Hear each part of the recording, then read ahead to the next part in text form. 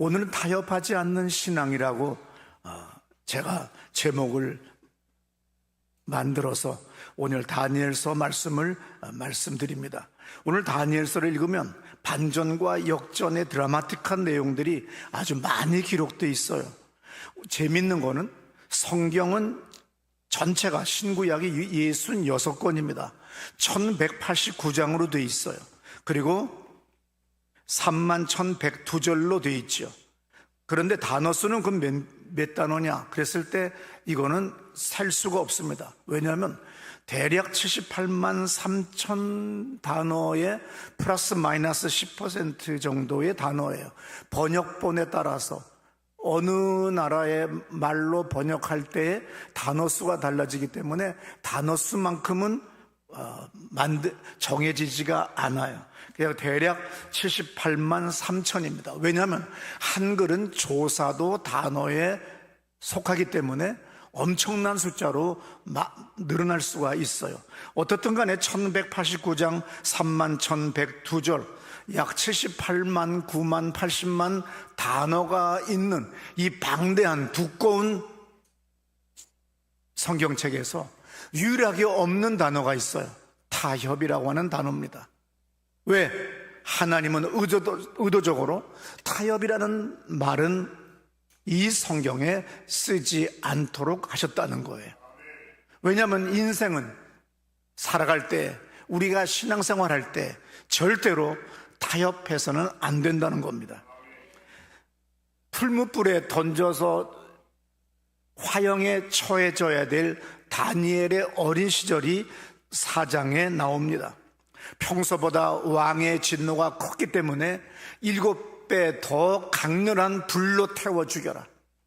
그래서 다니엘과 그 친구들을 그 7배 극렬하게 타는 불로 집어넣는 담당자가 거꾸로 타서 죽임을 당할 정도로 그렇게 엄청난 불 속에 다니엘과 친구들이 함께 던져졌건만 이 사람들이 직사를 하지 아니하고 도리어 이름 모를 정체의 어떤 존재와 함께 그 불 속에서 살아있는 거예요.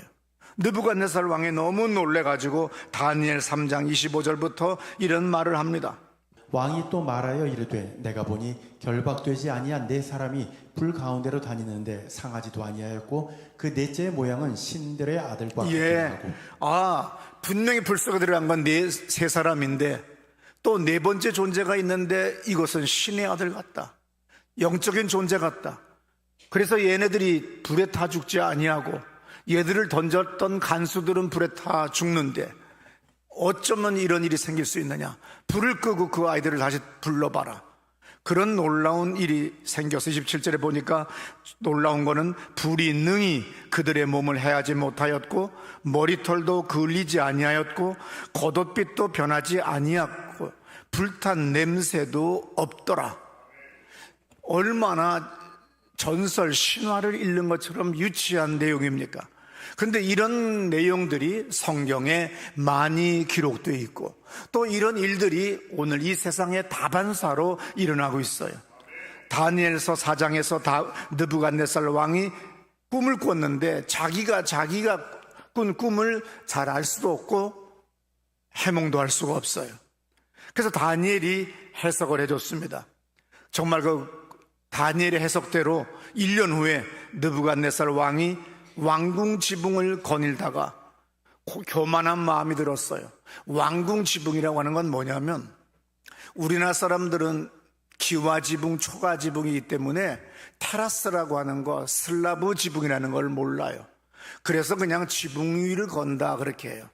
또 예수님이 다락방에서 기도했다 그러는데 그것이 베란다라고 하는 것, 테라스라고 하는 것, 옥상이라고 하는 것이 우리나라 사람들은 이해를 못해요. 그래서 옛날 개역 성경을 번역할 때에 그것을 갖다가 마가의 다락방 그랬는데 다락방이 아니고 적어도 이 강대상만한 넓이에, 강단 넓이에요. 이런 그냥 테라스에서 지붕이 있는 이곳에서 사람들이 모여 기도했다고 하는 것을 우리는 예루살렘에 가보면 알 수가 있습니다. 어떻든 간에 지붕 위를 거닐었다고 하는 것은 왕이 얼마나 채통 없는 짓이겠어요. 그게 아니라 우리나라 사람들의 개념으로는, 백몇십 년 전 개념으로는 지붕 위라고 밖에 표현할 수 없는 테라스를, 아니면 슬라브 지붕 위를 거닐었어요. 왕궁은 당연히 건물이 높습니다. 높은 지역의 지대에 있어요.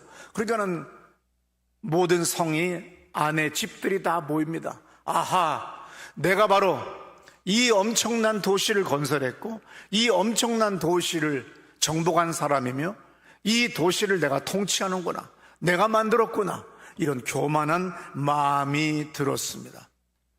오늘 자기가 꾼 꿈을 해석하지 못했던 느부갓네살은 다니엘에 해석해 줬어요. 이제 왕위가 끊어집니다. 그런데 정말 1년 후에 꿈은 까마득하게 잊어버리고 왕궁 위 옥상을 거닐다가 이 거대한 도시, 이 거대한 왕국, 내가 세웠지, 내가 정복했지, 내가 여기에 왕이야, 이 교만한 마음이 아직도 이 입속에서 다 떠나기도 전에 어떤 일이 벌어져요? 나라의 왕위가 너에게서 떠났다고 하는 31절의 말씀과 같이 32절부터 잘 들어보세요. 내가 사람에게서 쫓겨나서 들짐승과 함께 살면서 소처럼 풀을 먹을 것이요, 이와 같이 7대를 지나서 지극히 높으신 이가 사람의 나라를 다스리시며 자기의 뜻대로 그것을 누구에게든지 주시는 줄을 알기까지 이르리라 하더라. 바로 그때에 이 일이 나 느부갓네살에게 응함으로 내가 사람에게 쫓겨나서 소처럼 풀을 먹으며 몸이 하늘 이슬해졌고 머리털이 독수리 털과 같이 자랐고 손톱은 세발톱과 같이 되었더라. 33절은 뭡니까? 순간에 하나님이 미치게 만든 거예요. 여러분, 아주 쉽습니다. 침구학, 경희대 한방병원에서 한의학을 공부한 학생이 언제가 저한테 얘기한 적이 있어요. 침이 가스로울 때가 있지만 결정적인 한 방으로 그 사람의 모든 기운을 위로 뻗치게 만들어서 하루아침에 미치기도 만들 수 있고요, 졸도할 수도 있게 하고요, 하루아침에 무릎이 힘이 빠지면서 침 한 방으로 끝낼 수도 있습니다. 침이 그렇게 무서운 거기 때문에 함부로 맞으시면 안 됩니다. 침 하나, 바늘만한 거 하나 어떤 특정한 경락에다가 놨을 때 그 사람이 미쳐버리는 거예요. 똑같아요. 우리는 계속해서 온몸이 다 놀랍게 순환되고 있는데 그 순환이 순간에 한쪽으로 치우쳐지거나 한쪽으로 몰려버리면 인간은 순간에 미쳐 날뛸 수가 있어요. 느부갓네살 왕이 바로 미쳐버렸다는 겁니다. 그 교만으로 말미암아 한순간에 공황장애가 온다든지 엄청난 우울증이 온다든지 엄청난 정신적 충격으로 말미암아 하루아침에 그 굳은 궁궐 속에서 상아다리로 만든 침대에서 잠을 잘 수도 있는 그런 존재가 미쳐서 날뛰어가지고 자꾸 풀밭에 가고 손톱도 안 깎아요, 머리도 안 깎아요. 왕이기 때문에 그의 가족들이 지켜는 주지만 7년 동안 짐승같이 살았다는 거예요. 우리 인생 그렇게 길지 않아요. 7년이라고 하면 하루아침에 정상의 자리도 올라갈 수가 있습니다. 그렇기 때문에 늘 우리는 내게 주어진 모든 것들이 주님이 주신 은혜라고 하는 마음으로 겸손히 살아야 됩니다. 나는 뭐든지 먹을 수 있어 하지만 당뇨병 걸려봐라. 다른 사람의 병을 가소롭게 여기면 안 돼요. 우린 다른 사람의 약함을 우리는 늘 두렵고 떨리는 마음으로 축복하며 함께 손잡고 나가야 되지, 함부로 판단하고 정지했다가 어느 날 내가 무릎을 바로 세울 수 없는 날도 있다는 거예요. 순간에 사람은 미칠 수 있어요. 순간에 마비가 와요. 순간에 장애가 와요. 절대로 큰 소리 못 치는 겁니다. 늘 겸손하게 살아야 됩니다. 하루아침에 느부갓네살 왕이 미쳐버린 거예요. 4장 34절에서 기한이 되었을 때, 기한이 돌아왔다는 건 뭐지요? 이상하게 어느 날 병 하나 났는데 활명수 한 병 마시면 됩니다. 판피린 한 병 마시면 돼요. 병원 가서 링겔 한 대 맞고 약 먹으면 나요. 그런데 희한하게 물을 먹어도 체할 정도로 그것이 몇 달씩 가요. 그러다 어느 날 별 볼 일 없는 약 같은 거 하나 먹고 자고 나서 꿈 하나 좋은 거 꿨는데 턱 하고 나요. 하나님의 기한이라는 게 있어요. 그렇기 때문에 그 기한이 있기 때문에 늘 우리는 겸손해야 됩니다. 그래서 34절에 그 기한이 참에 나 느부갓네살이 교만 떨다가 이제는 하늘을 우러러 보았더니 내 총명이 다시 내게로 돌아온지라. 이에 내가 지극히 높으신 이에게 감사하며 영생하시는 이를 찬송하고 경배하였나니 그 권세는 영원한 권세요 그 나라는 대대에 이르리로다. 그러면서 뭐라고 합니까? 조서를 내려서 모든 백성들에게 이제 이 하나님을 찬양하고 이 하나님만을 예배하라고 겸손한 예배자가 된 것을 우리는 다니엘서에서 우리는 지금 봅니다. 드디어 이제 또 장면이 바뀌어서 5장이 됐습니다. 벨사살 왕의 통치 시대가 됐어요. 벨사살 왕은 그의 아버지 느부갓네살 왕이 예루살렘 성전에서 탈취해온 성소의 기물들을 가져오라고 했습니다. 지금 파티 중에 있어요. 천여 명이 모여서 술들을 처마시고 있습니다. 이젠 드디어 오만방자해가지고 내 아버지 선대 왕이 예루살렘 성전에서 탈취해 온 저 창고에 있는 기물들을 가지고 와라. 우리 거기다가 술을 따라 마시고 우리의 신을 찬양하며 우리 즐기자. 얼마나 오만방자해요. 성소는 하나님의 임재를 상징합니다. 성소는 하나님의 역사하시는 곳이에요. 거기서 탈취해온 걸로 오만방자하게 술을 따라 처마시기 시작했는데 놀라운 일이 다니엘 5장 3절에 있어요. 이에 예루살렘 하나님의 전 성소 중에서 탈취하여 온 금 그릇을 가져오매 왕이 그 귀족들과 왕후들과 후궁들과 더불어 그것을 마시더라. 그들이 술을 마시고는 그 금, 은, 구리, 쇠, 나무, 돌로 만든 신들을 찬양하니라. 그런데 충격적인 일은 하는데 5절입니다. 그때에 사람들의 손가락들이 사람의 손가락들이 베란간 나타났습니다. 모든 사람들이 지금 생각해 보세요. 옛날에 전등은 없잖아요.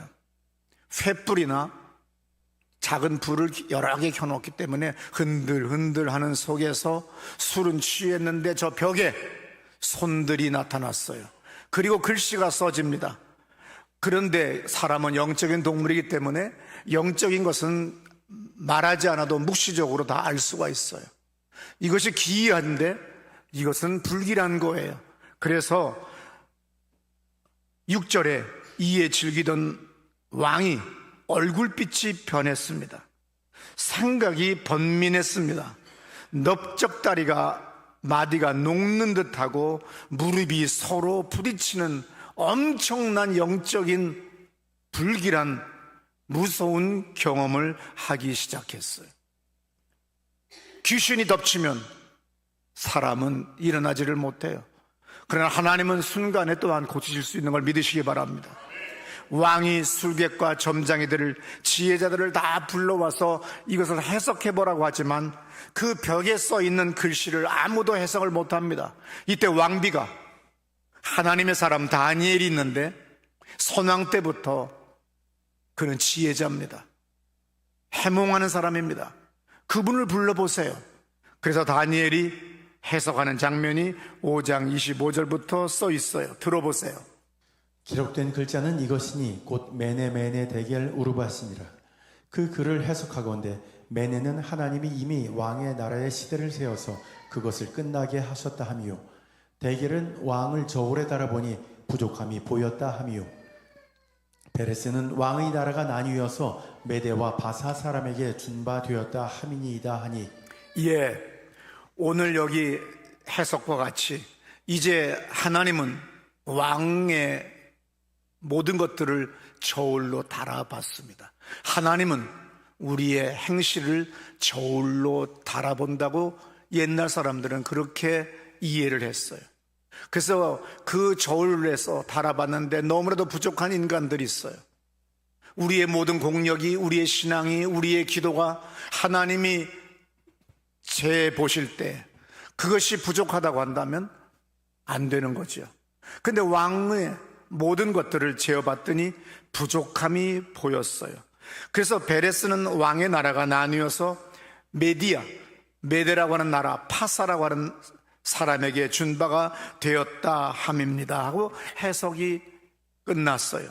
그런데 30절에 그날 밤에 갈대아 왕 벨사살이 죽임을 당하였고 메대 사람 다리오가 나라를 얻었는데 그때 다리오는 60이었더라.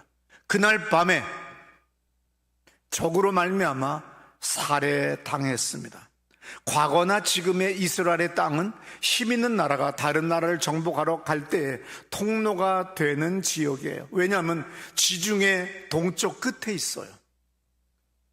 그리고 해상으로나 또 육로로도 에집트, 아프리카의 강대국이 중동의 나라를 쳐들어갈 때, 중앙아시아를 쳐들어갈 때, 그 당시는 유럽이 별 볼 일 없는 땅이었기 때문에 북아프리카와 중동 지역, 터키까지, 그리고 여기 동쪽 인도, 이란, 이런 쪽이 그 당시의 세계관이었어요. 그래서 당연히 중동이나 이란이나 이쪽에 있는 나라들이 확장해 나갈 때는 당연히 이스라엘 땅을 정복해야 돼요. 지나가야 됩니다. 그래야 아프리카를, 에집트를 정복할 수가 있어요. 그래서 항상 우리는 신구약 성경을 공부할 때 그 시대의 대제국이 어디예요? 에집트, 아시리아, 바벨론, 페르시아, 헬라, 그리고 로마라고 하는 6개의 대제국이 생성됐다가 소멸되고 망해서, 그리고 이스라엘과 역사적으로 관계가 있다고 하는 것을 우리는 알아야 돼요. 그래서 이것이 내가 로마 시대 때의 이스라엘 일이냐, 아니면 페르시아 때의 일이냐, 헬라 시대 때의 일이냐. 그래서 그래서 알렉산더가 전쟁에서 승리한 다음에 이제 헬라 시대가 돌아와요. 페르시아도 하루아침에 끝났습니다. 페르시아보다 앞에 있던 바벨론은 페르시아로 말미암아 또 끝나버린 거예요.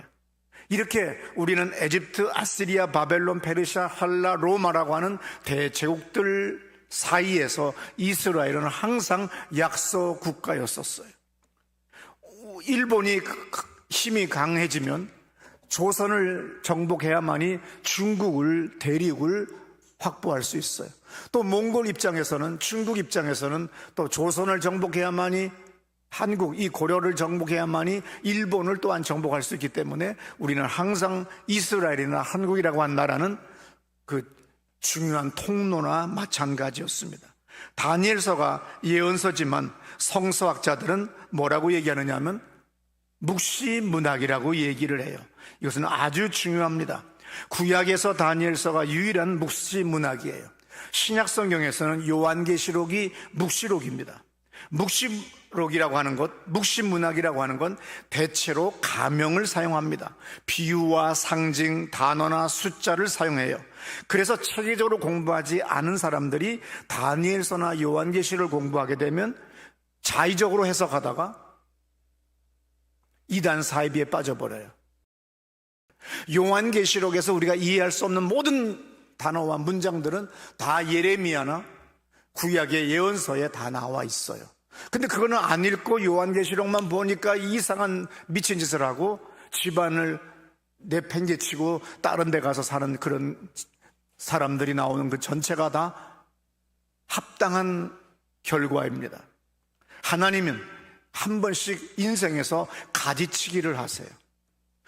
한 번씩 교회에서 가지치기를 하세요. 그래서 목사는 언제쯤인가를 잘 보고 있다가 그때 그 교인들이 나가게 될 때 붙잡지 않는 거예요. 잔인하다고 믿지 마세요. 하나님의 때에 가지치기로 이제 불타 없어져야 될 존재이기 때문에 주님은 한 번씩 이상한 미친 여자나 말 많은 여자나 훅 하고 배랑간 이상한 질문하는 여자들을 한 번에 다 내보내기 위하여, 가지치기 하기 위해서 이렇게 몰려다니게 만드세요. 그리고 한 번에 다 몰려나가게 만드십니다. 이것을 개척교회 목사나 처음 목회하는 목사들은 두려워해요. 두려워할 필요 없어요. 하나님이 한 번씩은 가지를 치실 때가 있어요. 우리의 인생에서도 가지 치실 때가 있으세요. 그래야만이 더 많은 열매를 맺을 수가 있어요. 이 가지 저 가지 다 귀한 가지라고 다 놔뒀다가는 나중에 열매를 제대로 맺지를 못해요. 그래서 농부는, 지혜로운 농부는 봄날에 잔인하게 가지치기를 하는 겁니다.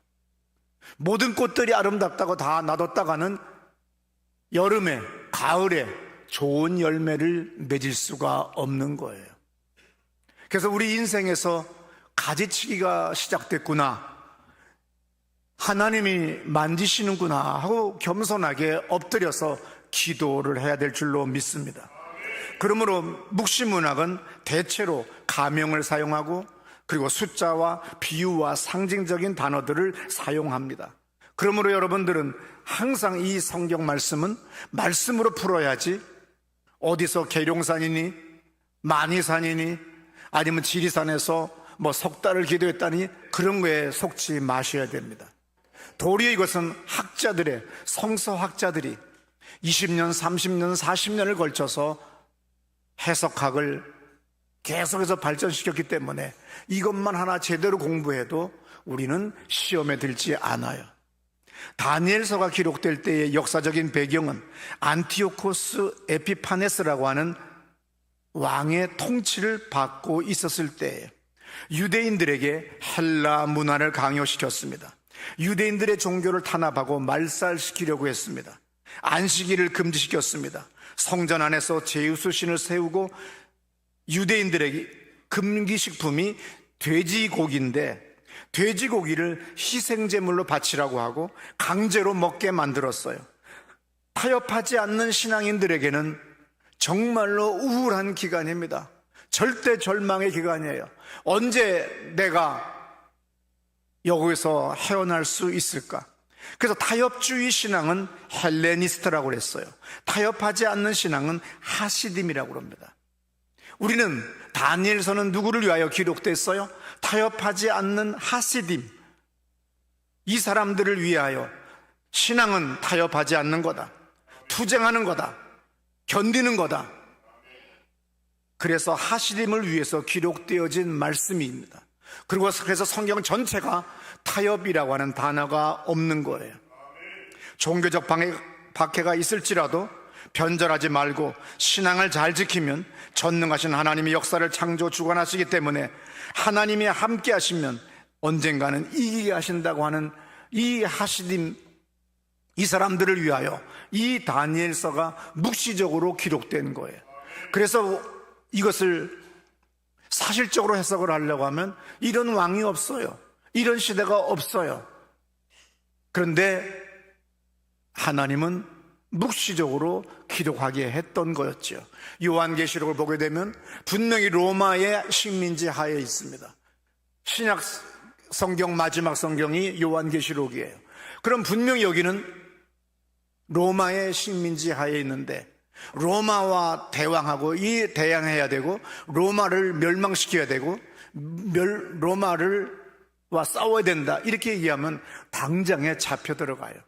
그래서 상징적인 단어, 상징적인 숫자, 그리고 세상에 존재하지 않는 것들을, 이상에 속하는 그런 동물들을 이용해서 요한계시록, 그래서 로마의 박해 속에서 언제 우리의 신앙이 사라지고 언제 우리가 멸망할 수밖에 없을 이때에 우리의 후세들에게 어떻게 신앙을 전수하며 저들에게 우리의 이 하나님을 계속해서 가르쳐야 될까?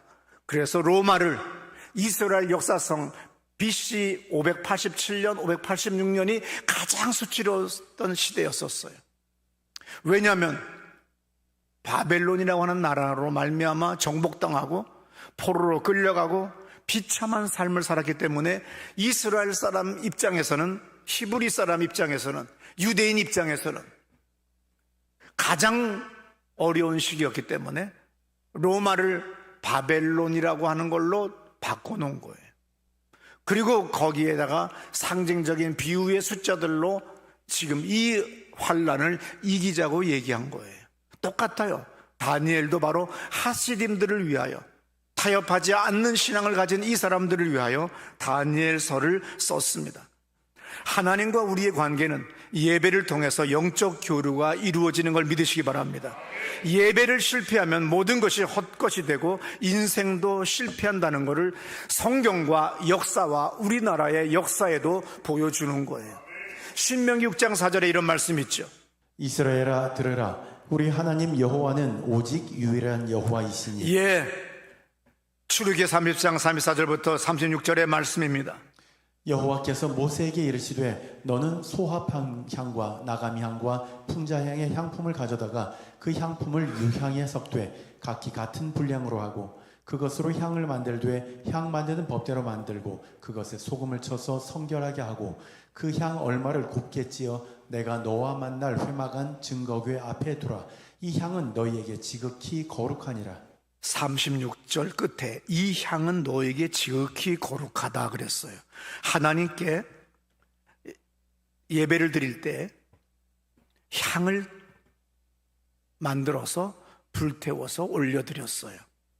그런데 이 향을 맡으면 더럽대요. 또 맡기가 싫대요. 하나님께 드리는 향은 소합향과 나감향과 풍자향의 향품을 가져다가 그 향품을 유향에 섞되 각기 같은 분량으로 하고 그랬어요.